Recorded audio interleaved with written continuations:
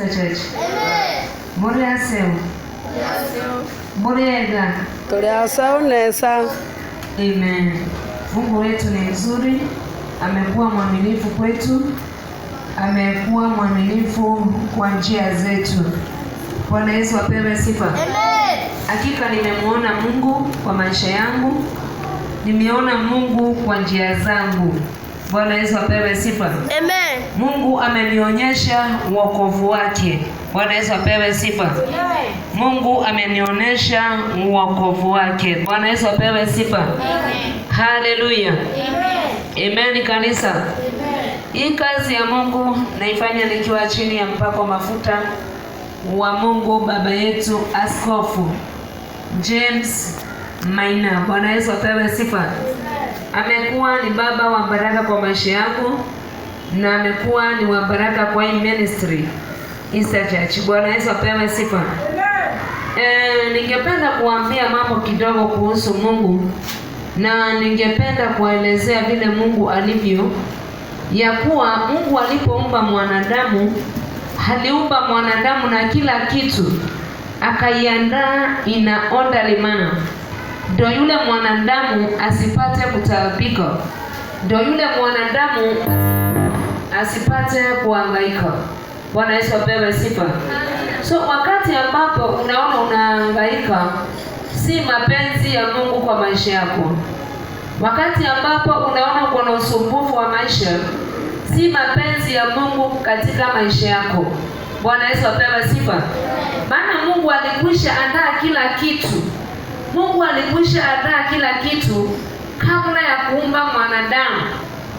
Akasema na kuwe na milima. Akasema na kuwe na nchi kavu, na kuwe na bahari. Akasema ndio mwanadamu apate kuogelea kule kwa bahari. Ndio mwanadamu apate kula samaki kule kwa bahari. Akasema na kuwe na aina yote ya miche. Ndio mwanadamu apate kula hiyo miche. Bwana Yesu apewe sifa. Mungu akaumba wanyama wa nyumbani na akaumba wengine wa porini. Bwana Yesu apewe sifa. Na akasema hao wote pia wakuwe chakula ya mwanadamu. Akaumba hata ndege wa angani na wengine hata wanaenda chini kama kuku. Akasema hao wote pia wakuwe chakula ya mwanadamu. Hii miti ambao alitengeneza ikuwe kuni na upate kupikia hao kuku. Bwana Yesu apewe sifa. So hakuna kitu ambacho Mungu hakuandalia mwanadamu. Hata ukisema sitaenda kwa jirani, bado utakaa maisha yako vizuri. Bwana Yesu apewe sifa. Maana kama ni maji, utaenda mtoni utashota. Bwana Yesu apewe sifa. Hakuna kitu inaweza kukusumbua. Wewe mwenyewe ndio Mungu anakuambia Jihadhari moyo wako, usiukalemewa na usumbufu wa dunia. Maana yeye Mungu vile aliandaa vitu, aliandaa na akajua hakuna usumbufu wowote. Aliandaa na akajua mwanadamu ataishi bila usumbufu wowote. Maana kitu ya kwanza, hewa ni ya bure. Bwana Yesu apewe sifa. Kitu ya pili, kuna mamboga ambayo Mungu analeta hata huko msituni. Ukienda msituni utachukua mamboga bure, ukule na ushibe. Si kuna zingine zinaitwa terere? Terere inapandwa na mtu kweli? Hata ukiangalia hapa kwa majirani utapata terere imemea barabarani. Hiyo ni chakula ya mwanadamu. So usumbufu ambao mwanadamu ako nao, yeye mwenyewe amejitafutia. Na ndaiwa shuleni 30,000. 30,000 unaitoa wapi mwanadamu aanze kudaiwa? Bwana Yesu apewe sifa. Eti nataka chakula 20,000 supermarket. Kwani kwa mashamba hakuna chakula? Chakula yenye mwanadamu angekuwa anachukua shambani bila gharama yoyote, siku hizi anaitoa supermarket. Hautaki kufanya kile Mungu anasema ufanye. Mwanadamu alipo kataa Mungu ama akavunja sheria ya Mungu ya kuwa usile mti wa katikati, akafanya dhambi, aliambiwa kuanzia sasa, maana ile chakula alikuwa anaikula bure bila kulima, bila kufanya chochote. Sasa Mungu akasema kwa sababu umefanya dhambi na sikuoni tena, itabidi sasa wewe Ile chakula ambayo ulikuwa unaikula hapa shamba la Edeni bure, itabidi uchukue foko jembe, uende ukalime na hiyo ardhi ikuzalie. Na hiyo ardhi ambayo itakuzalia, hiyo ardhi ndio ambayo utazikwa. Wanaweza pewa sifa. Sio Mungu hakusema nenda supermarket ikuzalie. Huo ni uovu wako mwenyewe unakuangamiza. Hakuna mahali Mungu alisema mtoto wa standard 4 aende akauze kuku apate pesa. Wanaweza pewa sifa. Angalieni maisha ambayo tuliishi zamani. Mtu alikuwa anaolewa hata bila biashara. Sasa msichana akitoka shuleni anakimbia kwa biashara. Na ni kujiangamiza. Wanaweza pewa sifa. Hakuna kitu unaenda kufanya, unaenda tu kujiumiza. Wanaweza pewa sifa. Ni vizuri tujue Mungu anataka tufanye nini. Hii usumbufu ambayo ya dunia tuko nayo tuachane. Kuna masomo ambayo ni ya bure, ya serikali. Kwa nini usipeleke mtoto kwa masomo ya bure?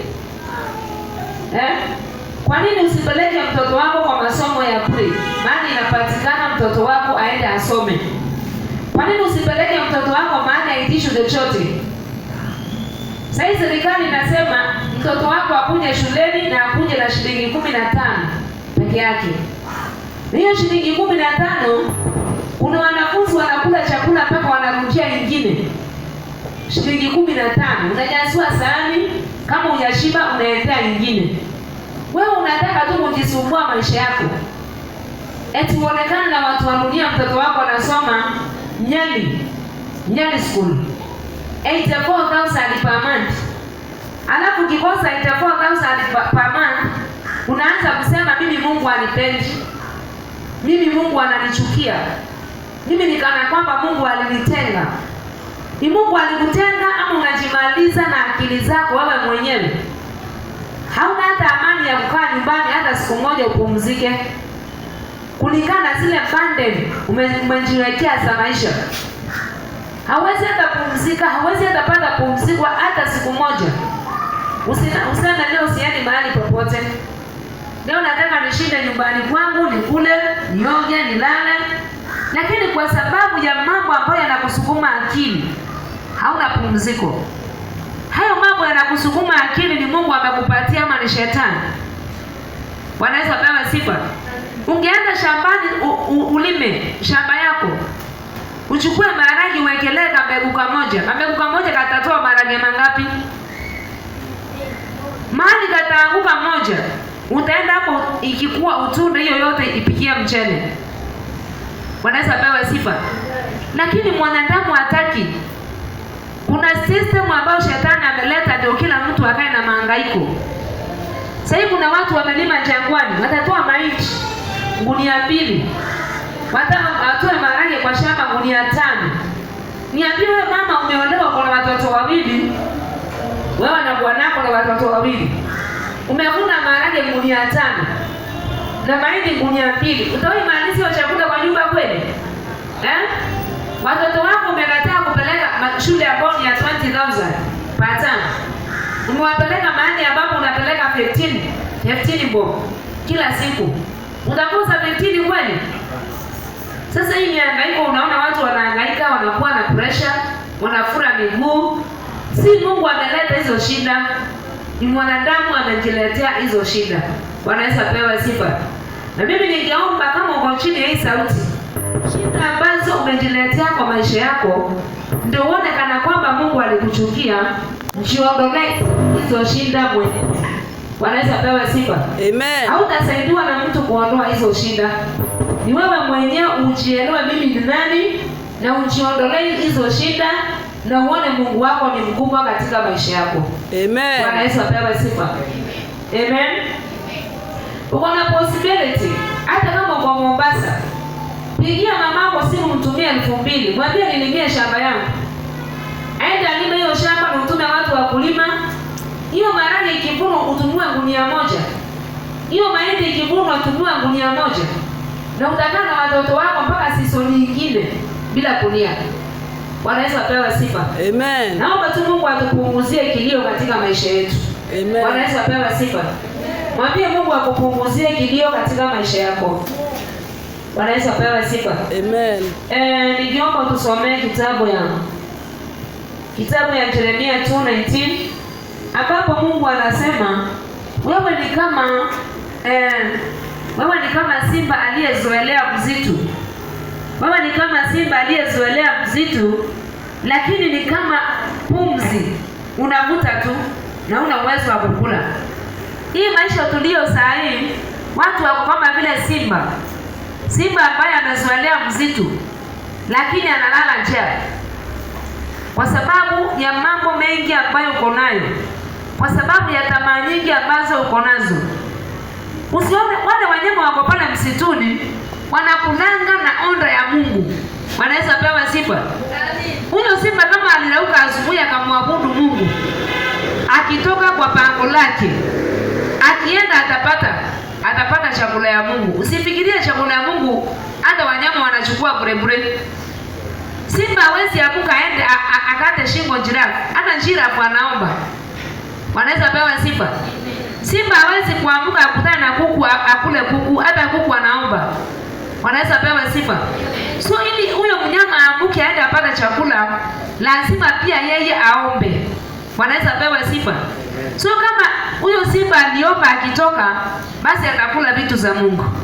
Kama hakuomba atashinda tu kusikia harufu, lakini atalala njaa. Wanaweza pewa sifa. Wewe mwanadamu, kama kujua asubuhi ukitoka hizi vitu unaenda kuchukua ni za Mungu, na umwambie Mungu, nikitoka niruhusu nichukue vitu zako, basi utalala njaa. Wanaweza pewa sifa. Ni muhimu ukienda nyumbani usiku na mwambie Mungu, naomba mali nitaenda kesho nitaangulie. Biashara yangu Mungu nitaangulie, nisione hasara. Wanaweza pewa sifa. Tusomee Sharon. Yeremia 2:19-25.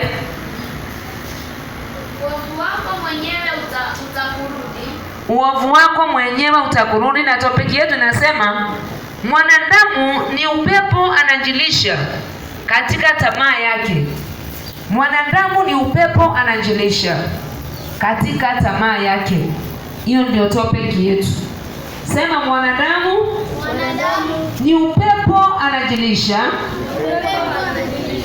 katika tamaa yake. So wewe ambaye uko na tamaa ya kupata, kama hauna Mungu hautapata. Bwana Yesu apewe sifa. Amen. So ni vizuri ujue lazima ulete Mungu karibu ndio upate. Bwana Yesu apewe sifa. Amen. Yeremia 2:19. Uovu wako mwenyewe utakurudi. Uovu wako mwenyewe utakurudi. Maasi yako yatakukaripia. Maasi yako yatakukaripia. Ujue basi ukaone ya kuwa ni jambo baya sana na uchungu. Ya kuwa ni jambo mbaya sana na uchungu. Kuwa umemwacha Bwana Mungu wako. Na ya kuwa moyoni mwako hamna kunihofu, asema Bwana. Asema Bwana wa majeshi. Kwa maana tangu zamani wewe umeivunja nira yako na kuvipasua vifungo vyako, ukasema, mimi sitatumika, kwa maana juu ya kila kilima kirefu na chini ya kila mti wenye majani mabichi umejiinamisha. Ukafanya mambo ya ukahaba. Nami nalikuwa nimekupanda mzabibu mwema sana, mbegu nzuri kabisa. Umegeukaje? Basi kuwa mche usiofaa wa mzabibu mwitu machoni pangu.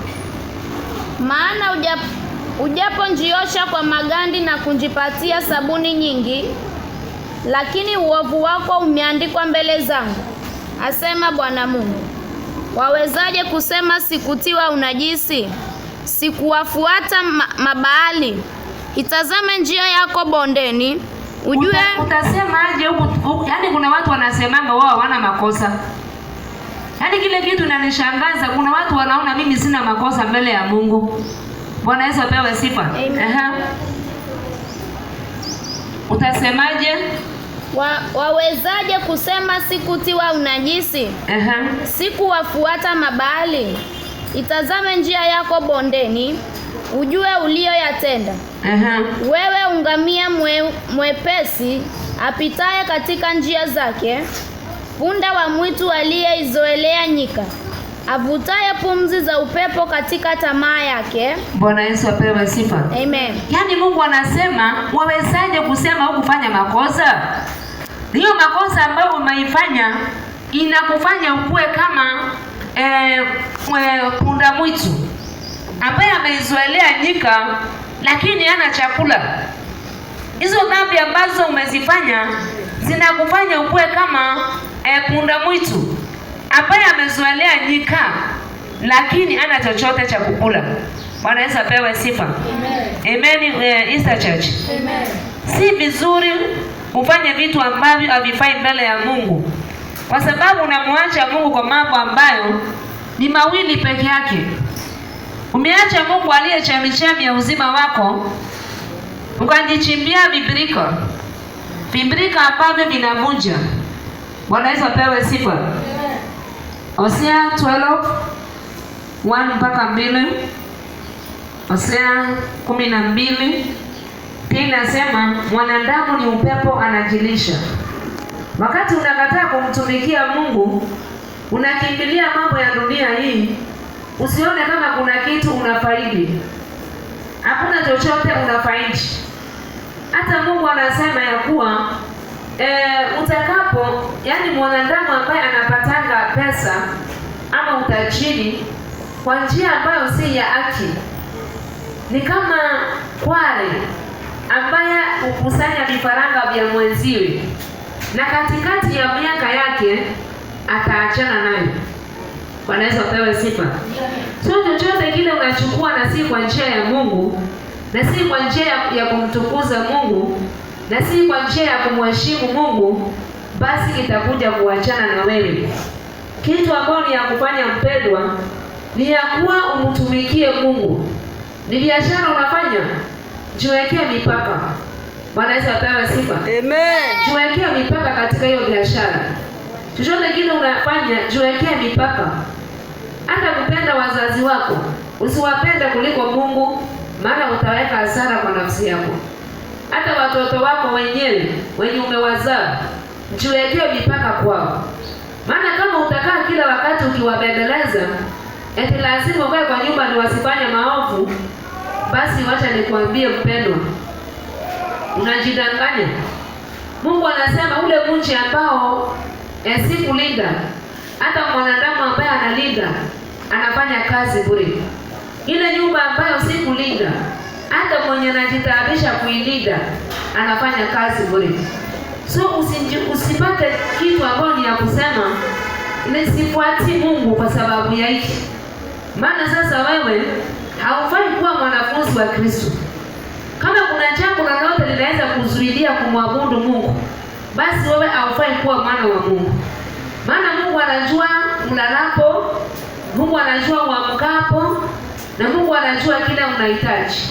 Na kwa sababu Mungu anajua kile unahitaji, basi haifai wewe kujisumbua. Fanya kile ambao unaweza, hiyo ingine achia Mungu. Bwana Yesu apewe sifa. Amen. Amen. Somea Sharon. Efraimu hutilisha upepo na kuandamana na upepo wa mashariki. Haachi kuongeza uongo na uharibifu. Nao wafanya agano na Ashuru, na mafuta huchukuliwa kwenda Misri. Bwana naye ana mateso na Yuda, naye atamwadhibu Yakobo kwa kadri ya njia zake. Somea tena. Efraimu hujilisha upepo. Ibrahimu hujilisha upepo na kuandamana na upepo wa mashariki. Na kuandamana na, yani anaenda mahali upepo unamsukuma. Wanaweza pewa sifa. Amen. Ibrahimu hujilisha upepo, kukula kwake ni upepo, vitu ambavyo hawezi kuvipata. Kuna watu wanajilisha upepo, nitanunua gari na hawana uwezo. Nitafanya biashara nifanye hivi na hawana uwezo. So kuna watu wanajilisha upepo. Wanakaa tu akikula upepo kila wakati. Wanaweza pewa sifa tu ambia. Haachi kuongeza uongo na uharibifu. Haachi kuongeza uongo na uharibifu. Nao wafanya agano na Ashuru. Nao wafanya agano na Ashuru. Na mafuta huchukuliwa kwenda Misri. Bwana naye ana mateso na Yuda, naye atamwadhibu Yakobo kwa kadri ya njia zake. kwa kadri ya matendo yake atamlipa. Kwa kadri ya njia zake, kwa kadri ya matendo yake atamlipa. Bwana Yesu apewe sifa. Amen.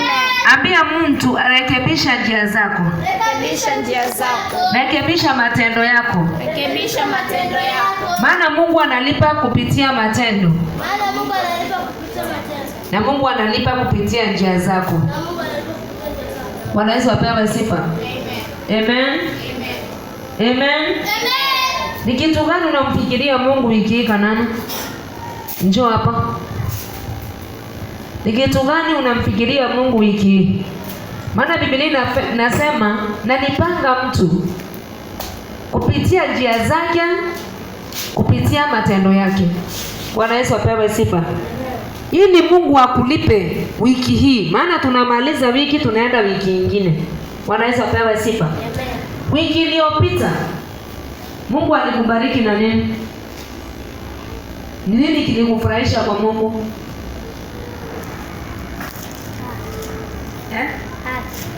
Mungu alimfanyia haki. Bwana Yesu apewe sifa. Kwa sababu hajagonjeka, kwa sababu amekula na amekunywa, hakudhulumiwa na mtu yeyote. Anasema wiki iliyopita Mungu alimfanyia haki, na wiki pia atakufanyia haki. Bwana Yesu apewe sifa. Amen. Lakini sasa ukitaka aongeze kitu kingine, lazima ukuwe na haya matendo yako pia yako na improvement. Bwana Yesu apewe sifa. Amen. Maana apandacho mtu hicho ndicho atakacho kivuna. Bwana Yesu apewe sifa. Amen. Wiki unampangia Mungu nini?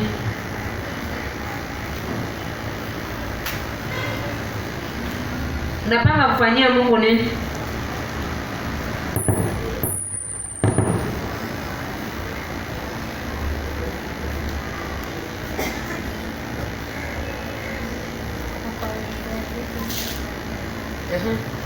Kupanguzia viti Saturday. Sijasikia? Kupanguzia viti Saturday. Mungu akubariki sana. Kitu kingine?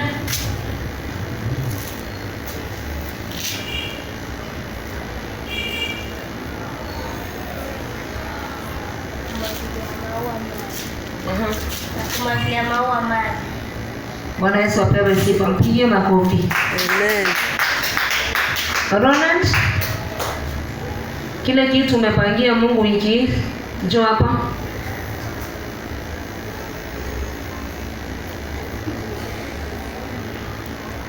Maana kile ambacho unafanyia Mungu, hicho ndio Mungu atakulipa. Amen. Umesikia Ibrahimu ni upepo anajilisha. Lakini ajui Mungu analipanga kwa matendo. Na ajui Mungu analipanga kila mwanadamu kwa njia zake. Bwana Yesu apewe sifa. Ujui siku ya leo ilimea na ikifika jioni itakatika. Bwana Yesu apewe sifa. Amen. Na mambo matendo yako yote ambayo umeyafanya leo yamenakiliwa.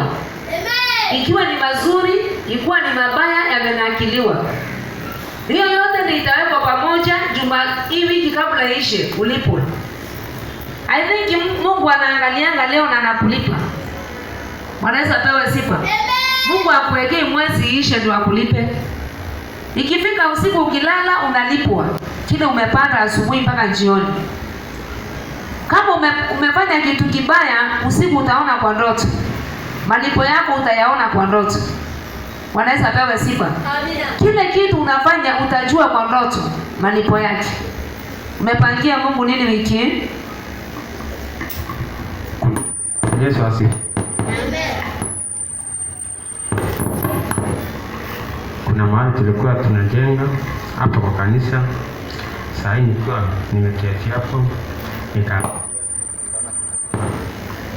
hii wiki inakuja tukuje tumalizie. Bwana Yesu apewe sifa. Amen. Amesema kuna mahali ambapo tunajenga hapa kanisani. Na yeye ameamua hii wiki lazima ajitolee afanyie Mungu kitu. Kwa sababu Mungu analipanga kila mtu kwa njia zake na kwa matendo yake. Bwana Yesu apewe sifa. Amen. Wewe ambaye umeketi hapo chini Mwana Isa Church, sitakuita hapa useme kile umempangia Mungu. Maana hiyo ni siri yako wewe mwenyewe. Bwana apewe sifa. Amen. Angalia, kuna kazi nyingi ya kufanya kwa hii kanisa. Ni vizuri ukuje uangalie viti ziko kwa jua, zinapigwa na jua, unaweka vizuri. Hapa kuna hitaji kulimwa, unalima. Hapa nikiweka kiti kuna vile ikai vizuri, unatengeneza.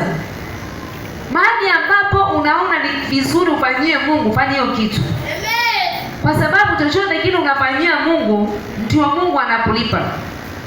Tusomee tena hiyo kitabu. Inasema Ibrahimu ni upepo anajilisha. Asante sana, Mungu akubariki Ronald.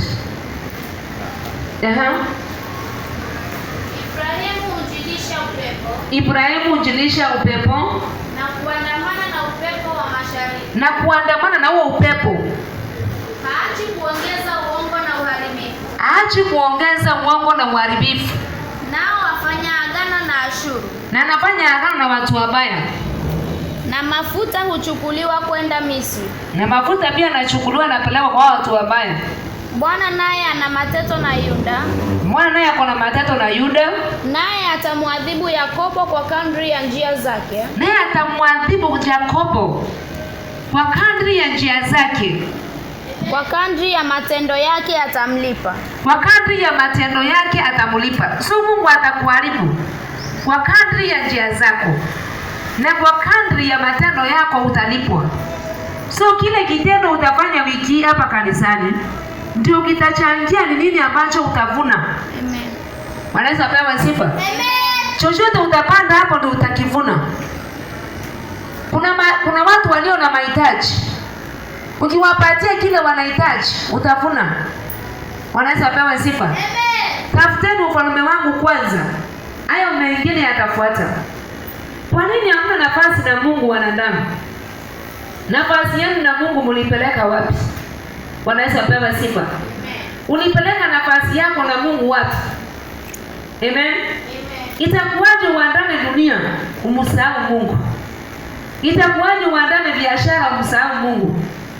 Itakuwaje uandame watoto umsahau Mungu? Na watoto ni Mungu amekupatia. Vitu chochote uko nacho ni Mungu anakupa. Na unaziandama unamwacha. Jeremia tu inasema waliandama ubatili wakawa ubatili. Yaani unaandama vitu hakuna, unakuwa kitu hakuna. Hiyo ni Jeremia 2. Waliandama ubatili wakawa ubatili. Ubatili ni vitu vyote ambavyo havina maana mbele za Mungu. Kama magari hayana maana. Mashamba hayana maana. Ni nini sasa iko na maana unaweza andama unamwacha Mungu? Wanaweza pewa sifa. So chochote ambacho unaandama unaacha Mungu, hiyo ni kitu ubatili. Na utakuwa ubatili kama hiyo kitu. Wanaweza pewa sifa. Lakini ukimwandama Mungu, roho yako iliyo ya dhamana utailinda. Na unajua shetani ambaye anakuweka akili za kuandama hizo vitu za dunia, si eti anataka nini kwako? Hataki upate pesa ununulie gari. Anaiba roho yako iliyo ya dhamana. Wanaweza pewa sifa. Roho yako inawekwa mbise na vitu za dunia, alafu hiyo roho inaibiwa. Hiyo roho inaibiwa. Unajiona unafanya kitu ya maana na hakuna kitu unafanya. Hiyo roho inaibiwa. Maana wakati maisha ya mwanadamu imeamuliwa na mwanadamu amewekewa mipaka ambayo hawezi kuivuka. Wanaweza pewa sifa. Kwa sababu umewekewa mipaka na ni mipaka ambayo huwezi kuivuka, basi wewe shetani anakuibia nafasi yako. Hataki utumie nafasi yako vizuri. Ukiondoka duniani, ukuwa angalau umeondoka na umefanya kazi yako vizuri na kamilika. Anataka akupotezee muda. Maana hata leo hii ukiulizwa, kwa nini ulikuwa utumikii Mungu? Utakosa na kitu ya kusema. Hauwezi kusema ni kazi. Maana kwa hiyo kazi hauna kitu ya kuinua. Bwana Yesu apewe sifa. Hauwezi sema eti nilikuwa nafanya kazi. Kazi umeifanya miaka 10 na haina manufaa. Hauwezi hata inua baiskeli useme ndio nilinunua na hii biashara. Hata ukisema biashara niliweka bizi si kutumikia Mungu, ni hasara sana. Maana hata hatuoni faida hiyo biashara ambayo ulikuwa unaifanya. So nasema nini kanisa? Nasema tengeni muda. Kama ni biashara fanya. Kristo alikaa hapa duniani na alifanya kazi zake zote. Alifanya kazi zake zote kwa utimilifu. Bwana Yesu apewe sifa. Alifanya kazi zake zote kwa sawa. Maana alikuwa anafanya kazi zake mchana, usiku anaenda kwa milima ya Mizeituni, anaenda kutafuta Mungu. So una uwezo wa kufanya kazi yako kutoka asubuhi mpaka saa 12. Ndio nafasi nyingine unapatia Mungu. Bwana Yesu apewe sifa. So ukisema sina nafasi ya kutafuta Mungu, basi mpendwa, unakosea. Kuna watu walipenda Mungu kwa ujana wao, lakini ikifika miaka mingine wakasahau Mungu. Na Mungu akawaangamiza sana. Mungu aliangamiza hao watu. Hao watu waliangamizwa. Bwana Yesu apewe sifa. Tusomee kitabu ya 1 King 14:1. Mmoja akiwa Jeroboamu. Jeroboamu hata ukisikiza habari zake, alikaa na Mungu vizuri sana. Na ukikaa na Mungu hakuna mahali utaenda umuone Mungu. Ukikaa na watumishi wa Mungu vizuri, basi uko na Mungu. Bwana Yesu apewe sifa. So Biblia inasema Jeroboamu alikuwa anakaa na watumishi wa Mungu, mpaka huyo mtumishi wa Mungu akamwambia, wewe Jeroboamu, Mungu atakupatia ufalme. Na kwani Jeroboamu akaja akapatiwa ufalme. Lakini huyo Jeroboamu aliambiwa na Mungu utapewa ufalme, ndiye alifanya makosa yote. Ndio alifanya makosa makubwa kuliko wafalme wote wa Israeli. Na Mungu, na huyo Jeroboamu alifanya makosa akiwa na watoto wake wakubwa. Alikuwa na watoto wakubwa sana. Jeroboamu alikuwa na watoto wakubwa, tena wakubwa sana. Bwana Yesu apewe sifa. Na mtoto wake mmoja alipougua, akaambia bibi yake, kwa sababu kuna nabii aliniambia nitakuja kufanya mfalme, na hakika nilifanya mfalme, basi inaonekana huyo nabii ako na Mungu. Wewe mke wangu jibadilisha, vaa nguo zingine, kwa sababu huyo Jeroboamu asikutambue. Kwa sababu tuliharibu mawasiliano yetu na Mungu. Tuliharibu njia zetu na Mungu. Kwa sababu tuliharibu njia zetu na Mungu, basi wewe njigeuze. Wanaweza pewa sifa. Na alipojigeuza akaenda kwa Haija. Alipoenda yule Mungu hapa anajificha kwake, akaongea na yule nabii, kwa sababu alikuwa amepofuka. Akamwambia, mtumishi wako bibi yake Jeroboamu anakuja, na anakuja amejibadilisha na amejifanya mwanamke mwingine, na anakuja kwa sababu ya kijana yake ambaye amegonjeka. Atakapofika kwako, mwambie, kwa sababu aliniacha mimi. Kwa sababu aliniacha mimi akaandama miungu. Huyo kijana ambaye ako na hofu yake, mwambie kijana hataishi. Wanaweza pewa sifa. Mwambie atakapokanyaga mji tena akirudi kwake, ndio huyo kijana atakata roho. Na huyo kijana ndio peke yake ataliliwa. Huyo kijana ndio peke yake atazikwa, kwa sababu ako na chemichemi ya umungu ndani yake. Lakini wale wengine wote ambao watakufa mjini, watakufa town, kijijini, wote wataliwa na mbwa, wengine wataliwa na ndege. Wanaweza pewa sifa. Amen. Ni kitu gani ambacho inafanya uharibu uhusiano wako na Mungu? Jeroboamu alikuwa ni mzuri sana mbele ya Mungu, mpaka Mungu akampenda. Ulikuwa msichana mzuri sana wakati ulikuwa unasoma. Hata ulikuwa unatoka shuleni unakimbia kanisani youth. Hata ulikuwa unatoka kanisani unakimbia kwa kanisa leo. Ni nini ambao ulipata kizuri sana ukamsahau Mungu? Yule Mungu ulikuwa unamtafuta ukisoma. Ni nini sasa ulipata ukaridhika na huyo Mungu? Ni nini ambacho uliomba Mungu akakupa ukafurahia? Ukaona sasa haina maana ya kuomba Mungu tena.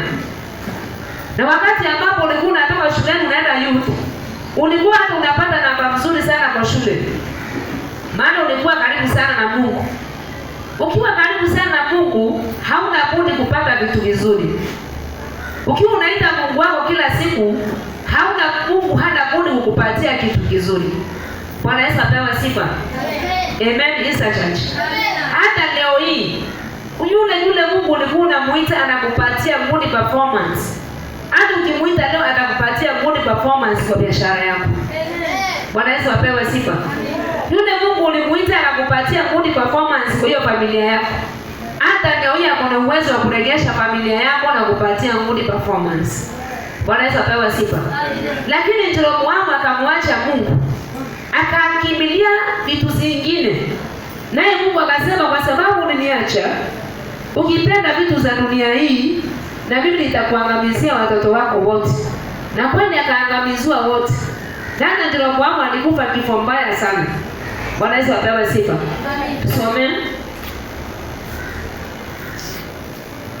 Siku zile akaugua Abia mwana wa Yeroboamu.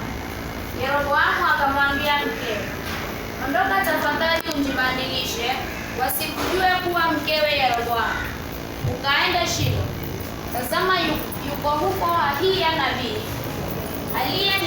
aliyeninena mimi ya kwamba nitakuwa mfalme juu ya watu hawa. Toa mkononi mikate 10 na kadi, na mtungi wa asali ukamwendea, naye atakuambia kijana atakuwaje. Akafanya hivi mkewe Yeroboamu. Akaondoka akaenda Shilo. Akaja nyumbani kwa Ahiya. Basi Ahiya hakuweza kuona, kwa kuwa macho yake yamepofuka kwa sababu ya uzee wake. Bwana akamwambia Ahiya, angalia, mkewe Yeroboamu anakuja akuulize mambo ya mwanawe. Kwa maana hawezi hivi na hivi umwambie, kwani itakuwa akiingia akijifanya kuwa mwanamke mwingine. Ikawa Ahiya aliposikia sauti ya miguu yake, akaingia mlangoni akasema, karibu mkewe Yeroboamu, mbona wanjifanya kuwa mwingine? Maana nimetumwa kwako wewe, mwenye maneno mazito. Nenda ukamwambia Yeroboamu, Bwana Mungu wa Israeli asema hivi, kwa kuwa nilikutukuza miongoni mwa watu, nikakufanya uwe mkuu juu ya watu wangu Israeli. Nikaurarulia mbali ufalme utoke nyumba yake Daudi na kukupa wewe. Walakini wewe hukuwa kama mtumishi wangu Daudi, aliyezishika amri zangu na kunifuata kwa moyo wake wote, asifanye lolote ila yaliyo mema machoni pangu. Lakini umekosa kuliko wote waliokutangulia. Umekwenda kunjifanyia miungu mingine na sanamu zilizoyeyuka, unikasirishe na kunitupa nyuma yako. Tazama, kwa hiyo mimi nitaleta mabaya juu ya nyumba yake Yeroboamu, nami nitamkatia Yeroboamu kila mwanamume aliyefungwa na aliyeachwa katika Israeli. Nami nitawaondoa waliobaki wa nyumba yake Yeroboamu, kama mtu aondoavyo mavi, hata itakapokwisha pia. Yeye afaye wa Yeroboamu mjini, mbwa watamla; afaye mashambani, ndege wa angani watamla. Kwa kuwa Bwana amelinena hilo, basi ondoka urudi nyumbani kwako, na miguu yako itakapoingia mjini, huyo kijana atakufa, na Israeli wote watamlilia na kumzika, kwa maana ndiye peke yake wa Yeroboamu atakayeingia kaburini, kwa sababu limeonekana ndani yake jambo lililo njema kwa Bwana Mungu wa Israeli nyumbani mwa Yeroboamu. Tena Bwana atajiinulia mfalme wa Israeli atakayeiharibu nyumba ya Yeroboamu siku ile. Na nini tena hata sasa? Kwa kuwa Bwana atawapiga Israeli kama manyasi yatikiswavyo majini, naye atawang'oa Israeli katika nchi hii njema aliyowapa baba zao. Naye atawatawanya ng'ambo ya mto, kwa sababu wamejifanyia maashera yao, wakimkasirisha Bwana. Naye atawatoa Israeli kwa ajili ya makosa ya Yeroboamu aliyoyakosa, ambayo kwa haya amewakosesha Israeli. Bwana Yesu apewe sifa. Amen. Tafadhali kanisa, tusikuwe tu ni wimbo tunaimba kila siku. Maana umezoelea kuimbiwa nyimbo kila siku, na hakuna utofauti unachukua kwa maisha yako. Unaimbiwa wimbo kila siku, na hakuna tofauti ya maisha yako. Mungu anasema Jeroboamu alienda kufuata miungu ili amkasirishe. Jiulize wewe, ni miungu migani umefuata ili ukasirishe Mungu? Hapa kwa madhabahu kuna kazi nyingi sana ya Mungu ya kuifanya, lakini umefuata miungu ili ukasirishe Mungu. Wamama wako hapo wangekutana, wangekuwa na siku yao wakutane, wapange nyimbo ambazo wangeimba leo wafurahishe Mungu, lakini hawana nafasi ya kukutana kwa sababu kuna miungu yao wamejitengenezea. Wanaweza pewa sifa. Youth wangekuwa wanakutana hapa wana revise, lakini hawawezi kukutana kwa sababu kuna miungu yao wamejitengenezea. Hauna nafasi ya kuingia kwa nyumba ya Mungu kwa sababu kuna miungu yako ambayo umejiandalia. Nawaambia wanadamu haifai. Na Mungu anasema mlifanya hayo mambo yote ndio mnikasirishe. Mngekutana hapa muimbe na muombe Mungu, muondoke, mlikutana ili kufurahisha Mungu. Hamkukutana ili kufurahisha nafsi zenu. Lakini mngekuwa mmekutana ili kufurahisha Mungu. Kitu chochote unapangia Mungu, unampangia kwa faida yako wewe mwenyewe. Wanaweza pewa sifa. Haupangii Mungu kwa sababu ya kuinua Easter Church. Wanaweza pewa sifa. Hata Mungu anasema zile sadaka ambazo mnaniletea niko na nyingi hata kuliko hizo. Ningekuwa nataka damu, ningekunywa damu ya beberu wako kwa misitu. Ningekuwa nataka nyama, ningekula nyama kwa misitu. Hakuna kitu unaweza fanyia Mungu eti unamfaidi. Lakini chochote kile unapanga kwa sababu ya kuleta uzuri kwa nyumba ya Mungu, unaipanga kwa sababu ya faida zako wewe mwenyewe. Wale watu ambao wanakuwa kwa madhabahu na wapotei kwa madhabahu wako na faida. Na utaona faida zao hata na zaidi. Wanaweza pewa sifa. Amen. Shetani ashindwe Katika jina la Yesu. Kama unataka kukuwa na tofauti ya maisha yako, kama unataka kukuwa na utofauti, tafadhali anza kumuandama Mungu. Wacha kuandama miungu. Wacha kuandama vitu za dunia hii, ni ubatili. Sulemani alipatiwa vingi lakini akasema hata havina maana. Hata wewe unarukaruka sababu hujapewa nyingi. Ukiamua mapuri nzima hizi renti zote ziletwe kwako, utapokea mwezi wa kwanza peke yake. Utaenda kwa benki jai, uende uchukue kule chipsi, ukule nyama. Hata ukiona nyama unasikia kutapika tena. Hata useme sasa pea mwingine saki tena. Maana ujui utapeleka wapi. Wacha kujilisha upepo. Maana baba yako alitafuta na hakufaidika. Mamako akatafuta hivyo hakufaidika. Hata president alitafuta na hakufaidika. Alitoka na akaanza kushota. Hata akiwa kwa hiyo presidential bado anashota. Anaomba misaada kwa nchi zingine. Hakuna pesa utapewa useme inakuridhisha. Na hakuna wakati utaendesha gari useme hiyo gari imeniridhisha. Tafadhali, mwanadamu ni kiumbe ambacho kiko na tamaa nyingi. Ndio Mungu akasema kwa ile shamba la Edeni, kuleni miti lakini achaneni hii moja, bado akakula. Mungu akasema tumia siku 6, hii ya 7 waachana nayo, bado anaikula. Mungu akasema hii pesa nitakupea, kula niachie 10%, bado anakula. Mwanadamu hana limit, lakini Mungu ako na limit. Wanaweza pewa sifa. Hata Mungu angekataa kukumbuka aseme, huyu mwanadamu akila ashibe, hiyo ingine atapige. Wangekuwa wanakula wengine wako na tumbo kama hii speaker. Ingekuwa tu inaendelea kupanuka. Inaendelea kupanuka. Kama unashindwa kuibeba, maana itapanuka tu. Lakini Mungu akaweka ikipita hapo hatapige. Isipite hapo. Akikunywa maji chupa 2, ya 3 atapige. Haina nafasi ya kukaa. Lakini kama si vitu zingine Mungu aliweka limit, mwanadamu angekufa akifanya. Kuna wengine wangekufa hata wakikula. Maana hawana limit. Na ndio hivyo Mungu akasema jihadhari moyo wako usi ukalemewa na ulafi. Usiukalemewa na usumbufu wa maisha. Sasa Mungu aliambia mwanadamu azuilie moyo wake, usiende tu hiyo essence ya juu. Lakini hapo waweza. Tusome Sharon. I think in Luka 21:34. Mjiangalie mioyo yenu isikalemewa na ulafi. Tusome. Luka 21 mstari wa 34. Basi jiangalieni mioyo yenu. Jiangalie, si ujiadhari. Maana ukijiadhari hautaweza. Nuangalie bila moyo wako kuna tamaa ya kiasi gani.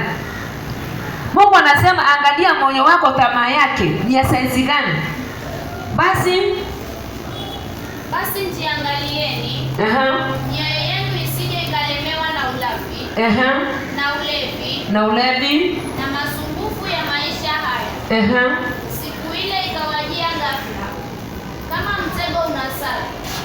Kwa kuwa ndivyo itakavyowajilia watu wote wakaao juu ya uso wa dunia nzima. Basi kesheni ninyi kila wakati, mkiomba ili mpate kuokoka katika haya yote yatakayotokea. Basi kesheni. Angalia moyo wako usikalemewa na ulafi na ulevi na usumbufu wa maisha haya, ukashindwa kustahimili mambo ambayo yatakuja. Kwa sababu kama ulimwacha Mungu kaandama vitu za dunia, basi hutaweza kustahimili. Kama uliandama Mungu na ukasahau na Mungu, ukaandama hizi vitu, hautaweza kustahimili. Tusome. Basi kesheni ninyi kila wakati, mkiomba ili mpate kuokoka katika haya yote yatakayotokea na kusimama mbele za Mwana wa Adamu. Basi kila mchana alikuwa akifundisha hekaluni, na usiku huenda kulala katika mlima uitwao wa Mizeituni. Mungu akawaonesha example. Akawaambia basi kesheni ili msije mkashindwa kusimama mbele ya Mwana wa Adamu. Basi kila mchana alikuwa akifundisha hekaluni, na usiku huenda kulala katika mlima uitwao wa Mizeituni. Na watu wote walikuwa wakiamka mapema waende hekaluni ili kumsikiliza. Bwana Yesu apewe sifa. Amen. Kuna vitu ambavyo utaanza kujipangia kwa maisha yako. Kama utajipangia, basi hiyo siku itakukujia ghafla. Kama mtego unahesabu. Roho yako imeshikwa, yaani ukawekwa busy, ukaonyeshwa vile wewe ni mwanabiashara mkubwa, ambapo ni zero. Hata uwezi. Lakini umeonyeshwa wewe ni mwanabiashara mkubwa wa kitaifa. Na ukiulizwa umevuna nini ama una nini, hauna chochote. Ni irony. Biashara mkubwa, hauna chochote. Kuna mwingine anafanya kazi masaa mawili, ako zaidi yako. Mwambie Mungu nipe hekima na busara. In the mighty name of Jesus. Kuna mwingine anaitwa Ahabu. Naye alivuta pumzi. Alijilisha upepo. Alijilisha upepo kwa kutamani vitu za watu. Akatamani shamba la Nabothi, akajilisha upepo, kitu ambayo hawezi kupata, lakini unaweka tamaa. Na alipoleta tamaa, alikufa. Yaani aliambiwa mahali umemwaga damu, hapo ndio damu yako pia itamwagika. Lakini akaomba msamaha kwa Mungu, na Mungu akamwambia basi watoto wako ndio watachukua hiyo dhambi. Kitabu ya 2 Kings 16:12. Kitabu ya 2 Kings 16:12. Ama tusome 16:1. Kitabu ya 2 Samuel 16:1. Nyakati. 2 Nyakati 16:1. Tusikie mambo ambayo ni ya nani?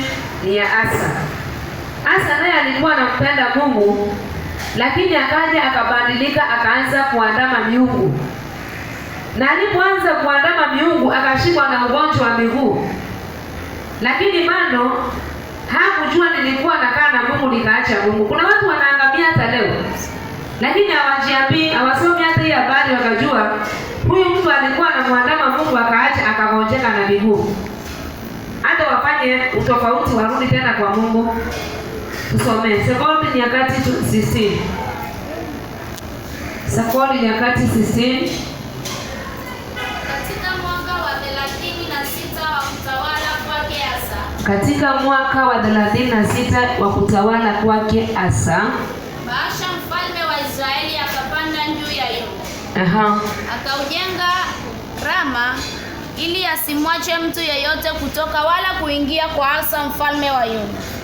Ndipo Asa akatoa fedha na dhahabu katika hazina ya nyumba ya Bwana na nyumba ya mfalme, akampelekea Ben-Hadadi mfalme wa Shamu aliyekaa Dameski, akasema, kwangu na kwako na liwe agano kama nilivyokuwa kwa baba yangu na baba yako. Angalia, nimekuletea fedha na dhahabu, basi uvunje agano lako na Baasha mfalme wa Israeli, ili aniondokee mimi. Naye Ben-Hadadi akamsikiliza mfalme Asa, akawapeleka maakida wa majeshi yake juu ya miji ya Israeli, wakapiga Iyoni na Dani na Abel-Maimu. Bwana Yesu apewe sifa. Amen. Hebu nenda 9. Mungu akamwambia nini? Wakati Asa alikataa kujua Mungu alimsaidia katika vita, na akaenda kutafuta Baasha amsaidie katika vita, Mungu akamwambia, nilikusaidia vita ambazo zilikuwa ni kali, lakini haukuona. Tusome. Kwa maana macho ya Bwana hukimbia kimbia duniani mote, ili ajionyeshe wenye nguvu kwa ajili ya hao waliokamilika moyo kuelekea kwake. Kwa hayo umetenda upumbavu, kwani tangu sasa utakuwa na vita. Ndipo Asa akamkasirikia muonaji, akamtia nyumbani kwa mkatale, maana ameghadhabika kwa sababu ya neno hilo. Na Asa akawaonea baadhi ya watu wakati ule ule. Na tazama, mambo yake Asa ya kwanza na ya mwisho, angalia, yameandikwa katika kitabu cha wafalme wa Yuda na Israeli. Akashikwa Asa na ugonjwa wa miguu katika mwaka wa 39 wa kumiliki kwake. Ugonjwa wake ukazidi sana, lakini hakumtafuta Bwana katika ugonjwa wake, bali waganga. Asa akalala na babaze, akafa katika mwaka wa 41 wa kumiliki kwake. Hebu sikia, Asa akafanya makosa, akaenda kutafuta watu wa kumsaidia. Lakini muonaji akamwambia, Mungu alikusaidia kwa zile vita zilikuwa vikubwa sana. Vita ambazo watu walikuwa na magari, yako na moto, na Mungu akakusaidia. Lakini akajamii kadogo kamekufanya ukaenda kutafuta mtu wa kukusaidia. Ni mambo magani umekataa kuona Mungu ukaenda kutafuta watu wa kukusaidia?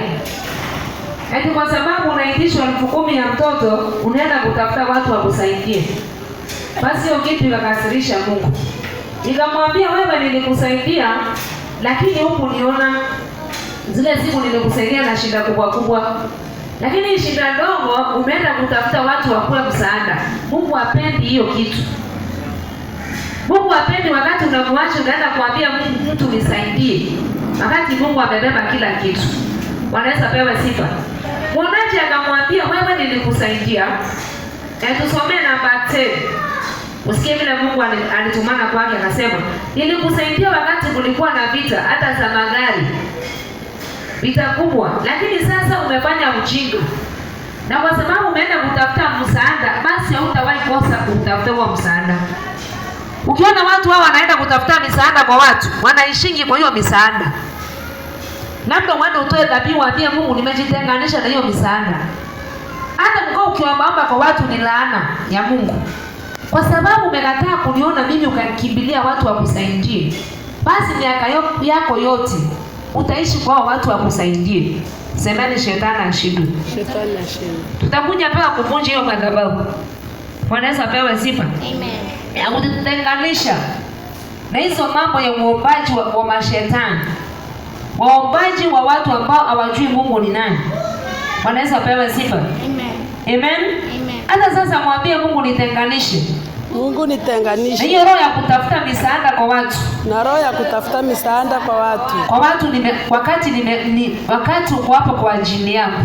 Wakati wewe uko kwa ajili yangu. Mungu nitenganishe. Mungu nitenganishe. Ewe Mungu. Mungu. Tumekuja kwako leo. Tumekuja kwako leo. Kama kanisa ya Easter Church. Kama kanisa ya Easter Church. Ututenganishe. Ututenganishe. Na hii roho. Na hii roho. Ya kufanya mwanadamu kuwa msaada wetu. Ya kufanya wanadamu kuwa msaada wetu. Wakati tumekuacha wewe. Wakati tumekuacha wewe. Mungu akakasirika sana. Akamwambia kwa sababu nilikusaidia zile vita na ukashinda.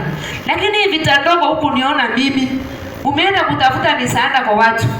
Basi na mimi nitahakikisha vita haitaisha kwako. Bwana Yesu apewe sifa. Nitahakikisha hizi vita asitaisha kwako. Bwana Yesu apewe sifa. Na kuanzia hapo huyo nabii akaenda akashika watu. Wale manabii walimwambia vita haitaisha kwako. Labda zile vita zikaendelea kwake, naye akawashika akawaweka gerezani. Leo kwa sababu ya kitendo chake akagonjeka na miguu. Na wakati aligonjeka na miguu hakutafuta Mungu. Alienda kutafuta waganga. Na kwa sababu alienda kutafuta waganga, Biblia inasema akafa kwa ule ugonjwa. Shinda ambayo utakuwa nayo usitafute waganga. Tafuta Mungu. Bwana Yesu apewe sifa.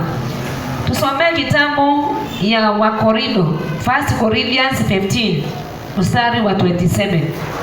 1 Corinthians 15, mstari wa 27. 1 Corinthians 15, mstari wa 27. Kwa kuwa aliviitisha vitu vyote chini ya miguu yake, lakini atakaposema vyote vimeitishwa, ni dhahiri ya kuwa yeye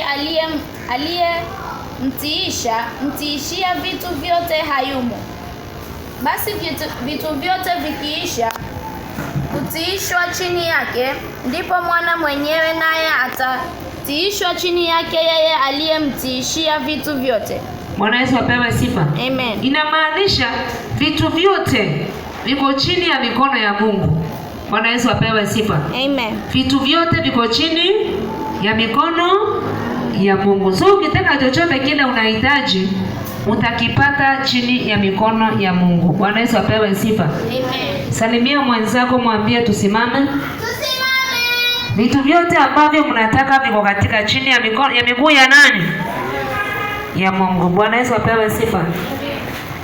Destiny, umeelewa nini siku ya leo? Destiny, kitu ambacho umeelewa kwa ibada ya leo, simama utuambie haraka tafadhali. Amen.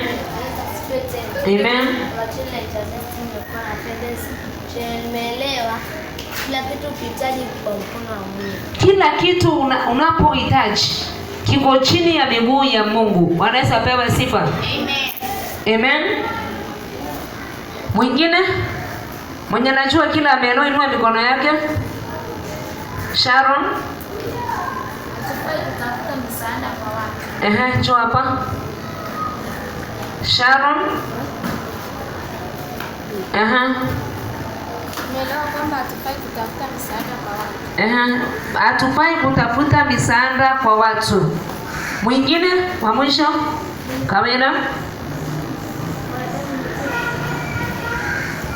Kawira. Hatufai kutafuta msaada kwa watu. Bwana asifiwe. Amen. Na mimi neno la leo limenifunza ambapo unaweza dharau mtu ama mtumishi wa Mungu kwa kila anakwambia, lakini hujui ni Mungu anamnenea na ni Mungu atamuonyesha, kwa sababu bibi wakati aliambiwa njiondoe uende nabii hata kujua, lakini Mungu alimjaribu kutumia yule nabii. Amen. Akamwambia huyo bibi anakuja, lakini mweleza wakati atakapotoka kwa hiyo nyumba yako atakuta mtoto wake amekufa. Amen. Nikasikika sana, nikajua ambapo tumaini lote ni kwa Mungu, kwa sababu ukiendea msaada kwingine utaondoka hapo kwa msaada, lakini kufika kwako utakuta kumeangamia. Utakuta kumeangamia. Bwana Yesu apewe sifa.